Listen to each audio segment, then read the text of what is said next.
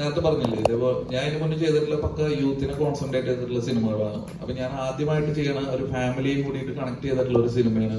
അപ്പൊ തീർച്ചയായിട്ടും ഇപ്പൊ എന്റെ മുൻ സിനിമകൾ കണ്ടിട്ട് ഇപ്പൊ കുറെ കമന്റ്സ് വരാറുണ്ട്, ഇത് ഫാമിലി ആയിട്ട് കാണാൻ പറ്റുമോ, അതേ യൂത്തിനെ മാത്രം ടാർഗറ്റ് ചെയ്തിട്ടുള്ളതാണോ, അങ്ങനെ ഡബിൾ മീനിങ് കോമഡി ഉണ്ടാവോ?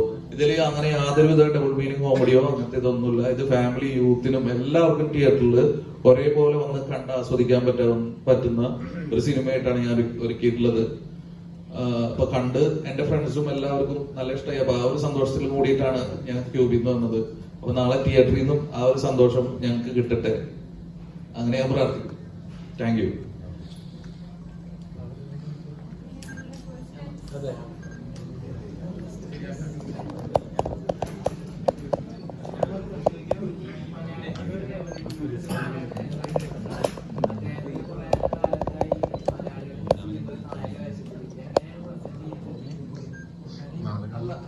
ഞാൻ ആക്ച്വലി റഹ്മാൻ സാറിന്റെ അടുത്ത് ഇത് പോവാൻ കാരണം ഞാൻ എന്റെ ചെറുപ്പത്തിൽ ആഘോഷിച്ചു നടന്ന ഒരുപാട് പാട്ടുകളും അല്ലെങ്കിൽ ഒരുപാട് സിനിമകളും റഹ്മാൻ സാറിന്റെയാണ്.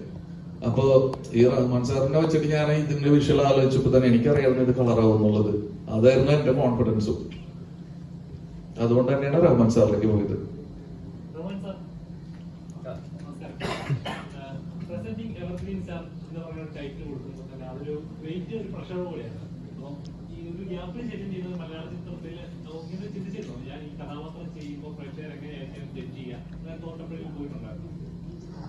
ഉണ്ട്. പിന്നെ ഞാൻ പറഞ്ഞത് ഇത് എനിക്ക് ടോട്ടലി ഒരു ചാലഞ്ചിങ് ആണ്. ആസ് എൻ ആക്ടർ നമ്മൾ ഡിഫറെന്റ് കഥാപാത്രങ്ങൾ ചെയ്യണമെന്നാണ് ഞങ്ങൾക്ക് എല്ലാവർക്കും ആഗ്രഹം. അപ്പോ ഞാൻ പറഞ്ഞത് ഇത് എളുപ്പ പണിയല്ല. നിങ്ങൾക്ക് സിനിമ കാണുമ്പോൾ ആ സ്ട്രെയിൻ തോന്നൂലായിരിക്കാം. എനിക്ക് എന്നെ സംബന്ധിച്ച് അത് വലിയൊരു സ്ട്രെയിൻ തന്നെയാണ്. കാരണം ഇതുവരെ നമ്മളൊരു പാറ്റേൺ ഓഫ് ക്യാരക്ടേഴ്സ് ചെയ്തിട്ട് പെട്ടെന്ന് ഓപ്പോസിറ്റ് ചെയ്യുമ്പോൾ ഉണ്ടാവുന്നുള്ള ശ്രമങ്ങളുണ്ട്. അപ്പം അതും ഓവർ ആകാൻ പാടില്ല. നമ്മളിതൊരു ഹ്യൂമർ ചെയ്യുന്നത് അത്ര എളുപ്പമുള്ള കാര്യമല്ല, എനിക്കറിയാം. കാരണം അത് ഞാൻ ചെയ്യുമ്പോഴേ ഞാൻ അറിയുന്നത്. കാരണം ഹ്യൂമറിന് ഒരുപാട് ടൈമിങ്ങും നമ്മളതിന്റെ സ്പോണ്ടാനിറ്റി ഇതൊക്കെ വേണം. പറ്റി ഇനി ടോമൊക്കെ ചെയ്യുന്ന പോലെ ഒന്നും എനിക്ക് കളിക്കാൻ പറ്റില്ല. എന്റെ ഇതല്ല, എന്റെ ബ്രൂട്ടല്ല അല്ല, അവരൊക്കെ അത്രയും എക്സ്പീരിയൻസ്ഡ് ആണ്. സോ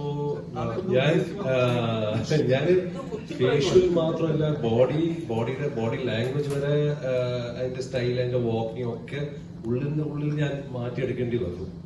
ഇതുവരെ നമ്മൾ മസിൽ പിടിച്ചിട്ടൊക്കെയുള്ള ഒരു അഭിനയമായിരുന്നു. ഇപ്പം കുറച്ച് അഴിഞ്ഞാടിയിട്ടൊക്കെ വേണം ഇത് ചെയ്യാൻ. അപ്പൊ ആ ഒരു ട്രാൻസ്ഫോർമേഷൻ എന്താ പറയാ, കുറച്ച് ടൈം എടുത്തു എനിക്ക് ചെയ്യാൻ. പക്ഷെ ഓഫ്കോഴ്സ് ഇതുപോലെ ഇദ്ദേഹത്തെ പോലെ ഒരു ഡയറക്ടർ ഉണ്ടാവുമ്പോൾ എനിക്ക് മാത്രമല്ല, ഞങ്ങൾക്ക് സെറ്റിൽ തന്നെ എല്ലാവർക്കും അവരുടേതായിട്ടുള്ള ഫ്രീഡം, സ്പേസ് കൊടുത്തു. എന്ത് സജഷനും പറഞ്ഞാലും പുള്ളിക്ക് ഇഷ്ടപ്പെട്ട പുള്ളി അത് ഭയങ്കര രസിച്ചിട്ട് അങ്ങനെയുണ്ട്. പിന്നെ ഇഷ്ടപ്പെട്ടതിൽ തന്നെ ആദ്യം ഓക്കെ പറഞ്ഞ് പിന്നെ പറഞ്ഞ മാറ്റി പഴയതുപോലെയൊക്കെ കൊണ്ടുവരും. അപ്പൊ നമ്മുടെ സജഷനൊക്കെ നോക്കി അവിടെ ഒരു കുഴിയുണ്ട്. ഇപ്പൊ അവിടെ പോയി കഴിഞ്ഞാൽ ഒരുപാട് പേര്, അത് ബിബിന്റെയും പിഷാരടിയാണ് ഏറ്റവും അധികം അവിടെ എളുപ്പമുണ്ട്. സെക്കൻഡ് പാർട്ടിൽ ചിലപ്പോ നമ്മൾ ഉപയോഗിക്കാം.